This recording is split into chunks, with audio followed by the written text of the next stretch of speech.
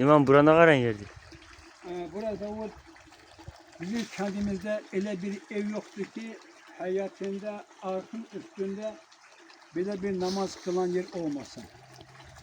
O vakti insanlar evi tikince evvel birinci ayak yol tikerdiler ve arkın üstünde bunun tikmanın sebebi namazdan sonra o su sesiyle yani beyin sakinleştirmekten ötürü bu çok lezzet veriyor insana.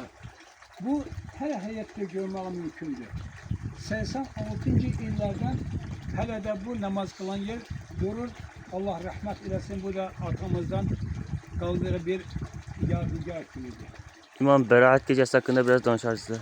İnşallah Berat gecesi sabah akşama səhv etmirəmsə inşallah Şaban ayın 15'idir ve Peygamber aleyhisselamın hansı ki gecenizi ibadetle gündüzü oruçla geçirin diye ve beraat sözü kökü elbette kurtuluş demektir, bağışlamak demektir, muradına çatmak demektir. Bir il ərzində dünya gelecek insanlar, dünyadan köçecek insanlar, hastalanacak insanlar, hastalıktan kurtulacak insanlar veya da belalar olsun veya da fakirlik olsun, zenginlik olsun, bütün bu Allah-u Teala'nın kaderi yazılan gecedir.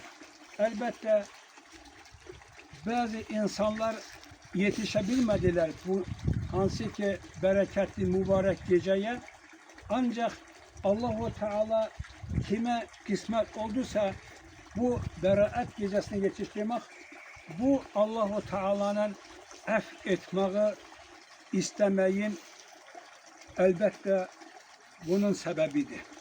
Ben hemşe diyerdim, bir insanın 364 günü günah edip tekçe beraat gecesinde oturup seherki namaz kılmak değil. Vallahi bir insan seher azan verince yorganı kaldırabilirse, günah etmeden ayağa kalkabilirse, sabahlayabilirse o insanın her gecesi beraat gecedir. Elbette bu gecelerde bazı bizim ibadetlerimiz var. Hasan-ı Basri'den sahabeleri gören tabi'in rahmetullahi aleyhi bazı nafile sünnet namazları var. Ben deyerdim, bir insanın kaza namazı varsa birinci kazanı kılsın.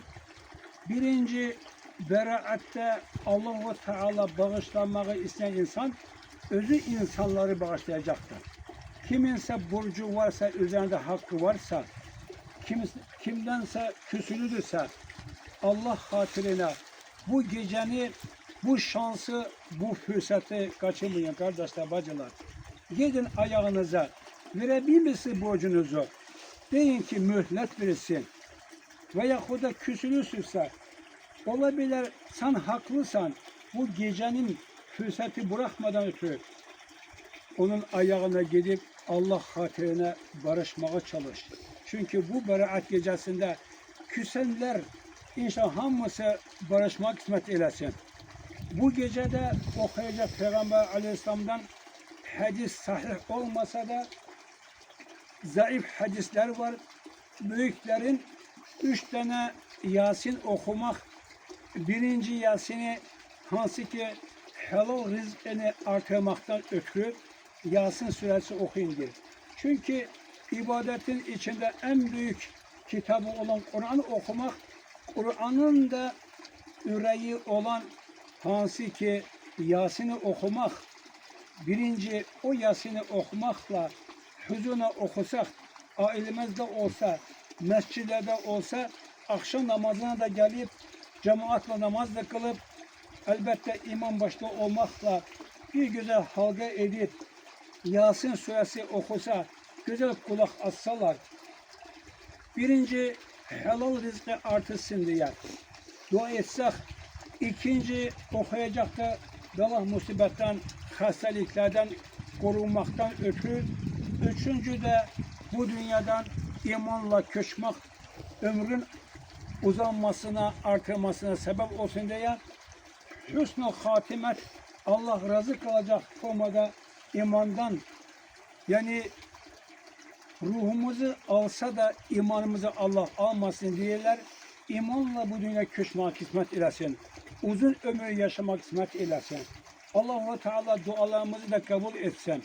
Her birimize bu güzel gecede ihya edip, ibadet edip 15. günü inşallah Rahman oruçlu olasıyız ve dualar çok çok edesiyik. İnşallah Rahman bu güzel gecede Allah-u Teala her bir yatakta olan insanlara o pastadan kalkmaya beraat eylesin. Ona yazılmış olsun.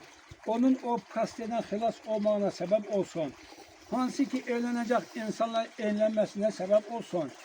Bizim hasta insanlar var, dertte olan insanlar var, borçta olan insanlar var. Borcunu eda etmeye kısmet eylesin. Rusya'da, gurbette, seferde olan bacı kardeşlerimiz helal rızkı kazanıp ailesine dönmek kısmet eylesin.